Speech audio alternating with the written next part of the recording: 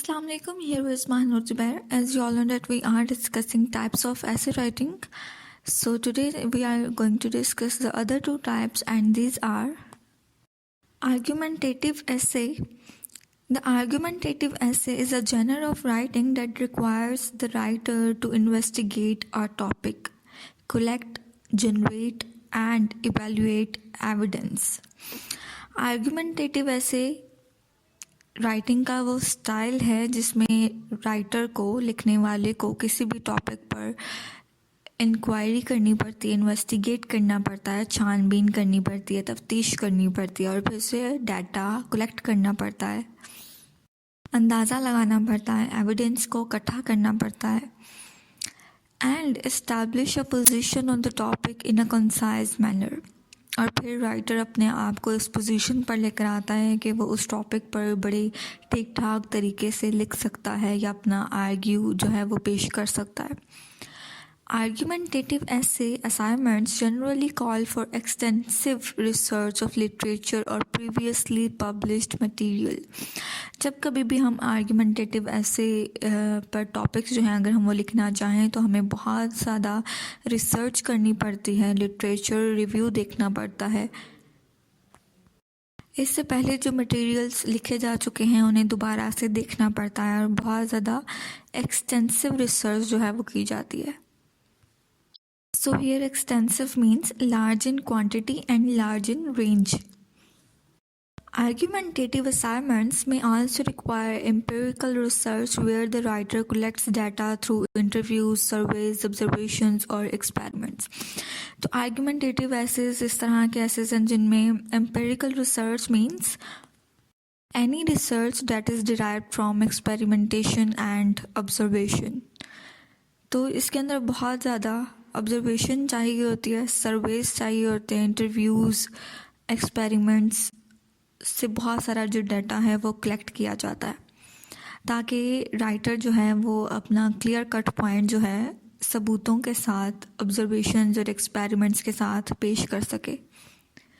Detailed research allows the student to learn about the topic and to understand different points of view regarding the topic so that he may choose a position and support it with the evidence collected during research. अब argumentative assess लिखने का फ़ायदा क्या होता है कि इससे students को पता चलता है कि उन्होंने कौन सी साइड लेनी है, कौन सी साइड अडॉप्ट करनी है। चूँकि आर्ग्यूमेंटेटिव एसे में राइटर जो है ना सिर्फ अपना पॉइंट रखता है, ना सिर्फ आर्ग्यू करता है, बल्कि उसके साथ साथ वो एक्सपेरिमेंट्स, ऑब्जर्वेशंस, रिव्यू लिटरेचर और इसके साथ साथ सर्वेज, इंटरव्यूज़, इन सब को साथ साथ एग्जाम्पल के तौर पर, एविडेंस के तौर पर पेश भी करता है। तो लिहाजा इससे स्टूडेंट को हेल्प मिलती है कि वो किस चीज़ को, किस पोजीशन को सपोर्ट करना चाहते हैं। Regardless of the amount or type of research involved, argumentative essays must establish a clear thesis and follow sound reasoning. सिर्फ ये नहीं कि इसमें रिसर्च प्रोसेस जो है वो ज़्यादा है, बल्कि आर्गूमेंटेटिव एसेस इस तरह के एसेस हैं जिनमें आपका क्लियर एक नज़रिया, एक आपकी जो सोच है वो कायम होनी चाहिए, नज़र आनी चाहिए और आपका पूरा ऐसे जो है वो रीज़नेबल हो, मतलब अकल उसको मानती हो। आपने ऐसे आर्ग्यूमेंट्स करने हैं, आपने ऐसे एविडेंस और ऑब्जर्वेशंस, एक्सपेरिमेंट्स पेश करने हैं। Important points: a clear, concise and defined statement that occurs in the first paragraph of the essay. तो ये डिपेंड करता है आपके टॉपिक के ऊपर कि आपके पास टॉपिक कौन सा है मिला हुआ, तो उस पर आप जब अपना एक पॉइंट रखेंगे, अपनी एक थीसिस स्टेटमेंट जो है, एक नज़रिया जो है वो कायम करेंगे, तो वो आपके फर्स्ट पैराग्राफ में बहुत क्लियर कट शो होना चाहिए। आप उसे हाईलाइट करके भी लिख सकते हैं। Clear and logical transitions between the introduction, body and conclusion. बाज़ औक़ात ऐसे राइटिंग लिखते वक्त स्टूडेंट्स को इस बात का अंदाज़ा नहीं होता कि उन्होंने पैराग्राफ कहाँ से शुरू करना है, या नेक्स्ट पॉइंट या नेक्स्ट बात या नेक्स्ट आर्ग्यूमेंट कहाँ से शुरू करना है। तो इससे क्या होता है, बहुत एक मेस क्रिएट हो जाता है।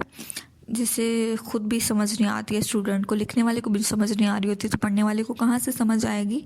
तो लिहाजा इस बात का ख्याल रखना बहुत ज़रूरी है कि इंट्रोडक्शन, बॉडी और कंक्लूजन, इन तीनों में इतना डिफरेंस हो कि पता चले पढ़ने वाले को भी कि ये इंट्रोडक्शन था, ये बॉडी है, ये कंक्लूजन है। डैट मीन्स कि अगर आप बहुत सारे आर्ग्यूमेंट्स रख रहे हैं तो पैराग्राफ यूज़ कीजिए, ठीक है। उसके बाद आप एक आर्ग्यूमेंट पे आप उसको साथ में एविडेंस या सपोर्टिंग सेंटेंसेस अगर लिख रहे हैं तो पहले उसको ख़त्म कर लीजिए, फिर दूसरे पैराग्राफ से दूसरा आर्ग्यूमेंट शुरू कीजिए। Body paragraphs that include evidential support और आर्ग्यूमेंटेटिव, ऐसे कि हर एक्सप्लेनेशन या जो पैराग्राफ है बॉडी पैराग्राफ्स, उनमें हमेशा ऐसे सेंटेंसेस या एविडेंशियल सपोर्ट सेंटेंसेस जो हैं वो यूज़ किए जाते हैं जिसमें आप अपने आर्ग्यूमेंट्स के साथ क्लियर कट एविडेंस जो है वो पेश करें, चाहे वो एविडेंस हिस्ट्री से हो, लिटरेचर रिव्यू हो या प्रीवियस मटेरियल से हो, या ऑब्जर्वेशंस हो या एक्सपेरिमेंट्स हो। Evidential support whether factual, logical, statistical और एंसिडोटल, आपकी पेश किए जाने वाले जो एविडेंस हैं वो फैक्चुअल भी हो सकते हैं, फैक्ट रिलेटेड भी हो सकते हैं, लॉजिकल भी हो सकते हैं, रीज़नेबल, अकल से मुतालिक भी हो सकते हैं, स्टैटिस्टिकल भी हो सकते हैं, मैथमेटिक्स से रिलेटेड भी आप उसको प्रूव कर सकते हैं, और एनेक्डोटल मतलब किस्सा, रिवायत को, इंसिडेंट, कोई एक्सपीरियंस से भी आप इसको रिलेट कर सकते हैं। A conclusion that does not simply restate the thesis but readdresses it in the light of the evidence provided. और सबसे आखिर में रही बात आपकी कंक्लूजन की, जहाँ पर आप अपना पूरा ऐसे कंक्लूड करते हैं, इख्तिताम करते हैं। तो कंक्लूजन में दोबारा से आपको अपनी जो थीसिस स्टेटमेंट है उसको सिंपली रीस्टेट करना है, उसको दोबारा से बयान करना है, और ऊपर ओवरऑल जो आपने बॉडी एक्सप्लेनेशन दी है उसको सम अप करके दोबारा से एज अ एविडेंस आपने अपने कंक्लूजन में प्रोवाइड करके उसका एंड करना है। Discursive essay.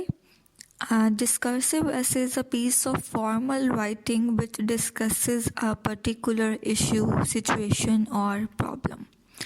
Discursive essays generally वो essays हैं या वो writing style है जिसमें आप issues पर बात करते हैं, उन्हें discuss करते हैं, situations और problems को discuss करते हैं। An essay is a piece of writing usually from an writer's personal point of view on a particular topic. और discursive essays हमेशा राइटर का अपने पर्सनल पॉइंट ऑफ व्यू पर लिखे जाते हैं कि राइटर इस पर्टिकुलर टॉपिक, मखसूस टॉपिक को लेकर क्या सोचता है, क्या समझता है, क्या कहना चाहता है, या इन इश्यूज़, इन सिचुएशंस या इन प्रॉब्लम्स का क्या हल है उसके पास। For and against essays present both sides of an issue, discussing points in favor of a particular topic as well as those against, or the advantages and disadvantages of a particular question. Each point should be supported by justifications, examples, and/or reasons. The writer's own opinion should be presented only in the final paragraph.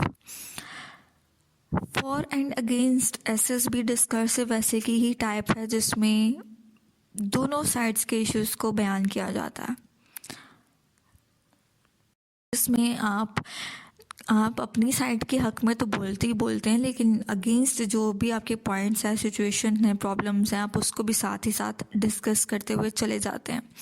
आप उस problem, situation या उस particular topic के फ़ायदे और नुकसानात बताते हैं as a question, ठीक है जी।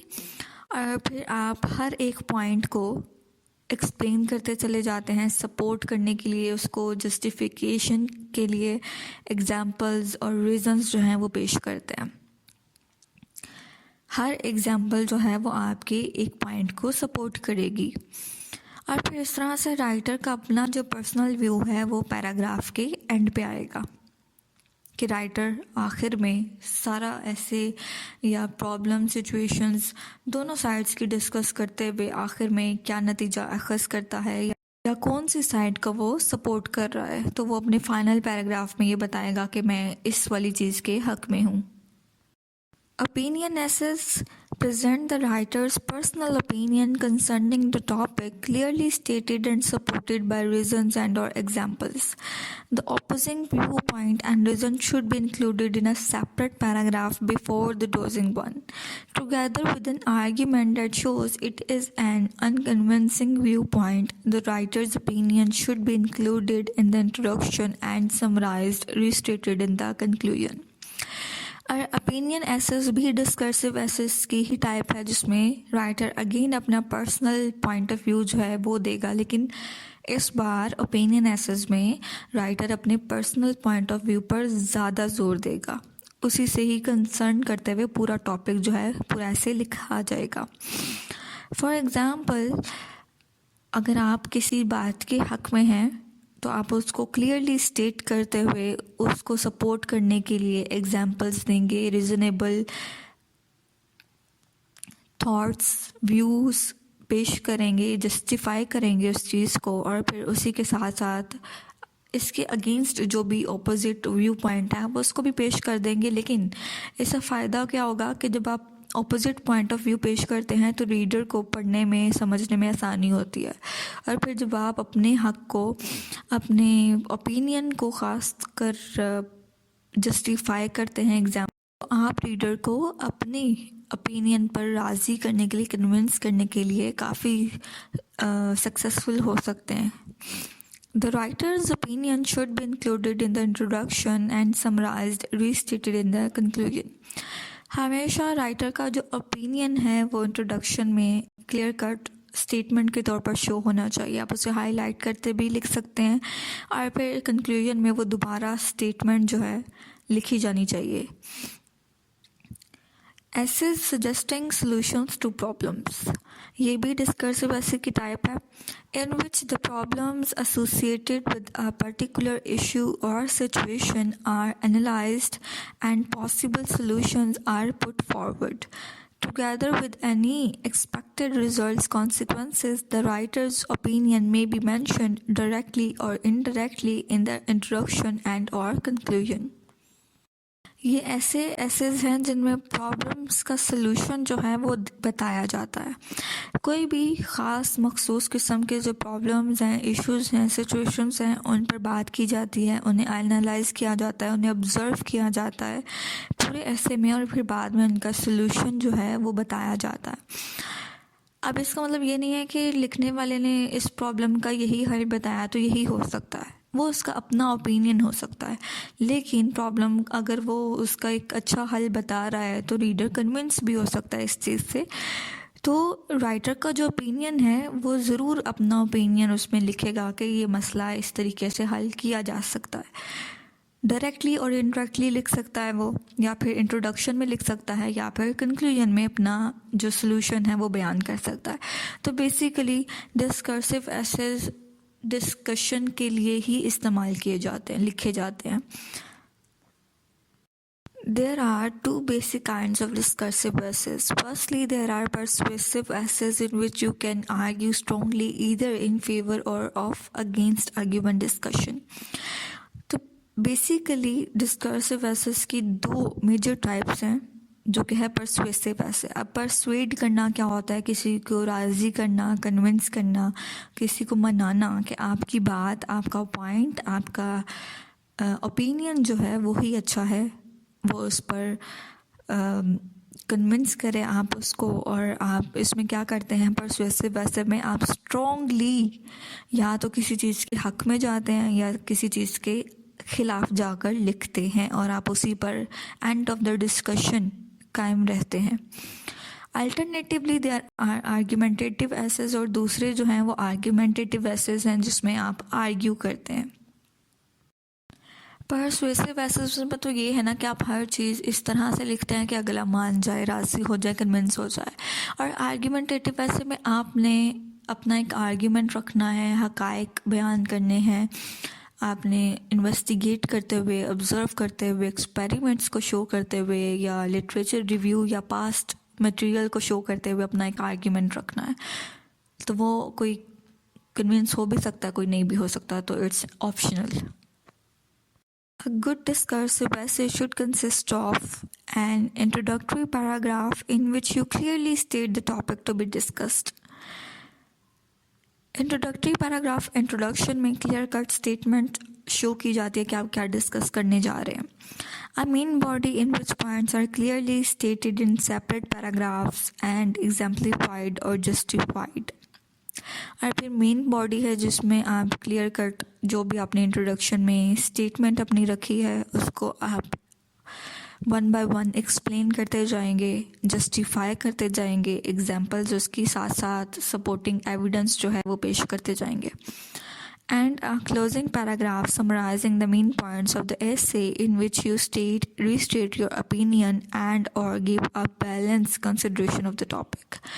और फिर closing paragraph that means your conclusion जिसमें आप दोबारा से पूरे ऐसे को समराइज करते हुए कंक्लूड करते हुए लिखते हैं, जिसमें ख़ास करके आपके जो मेन पॉइंट है, जो मेन स्टेटमेंट है, थीसिस है, या जो आपका ओपिनियन था या जो आपकी आर्ग्यूमेंट था उसको आप क्लियर कट दोबारा से रीस्टेट करते हुए लिखते हैं ताकि एक बैलेंस जो है वो आपके पूरे ऐसे का कायम हो सके और आपका इख्तिताम दोबारा से जिस चीज़ पर आप ज़ोर देना चाह रहे हैं या जिसके हक़ में आप बात करना चाह रहे हैं, जिसके अगेंस्ट आप बात करना चाह रहे हैं, उसी से ही उसका इख्तिताम हो.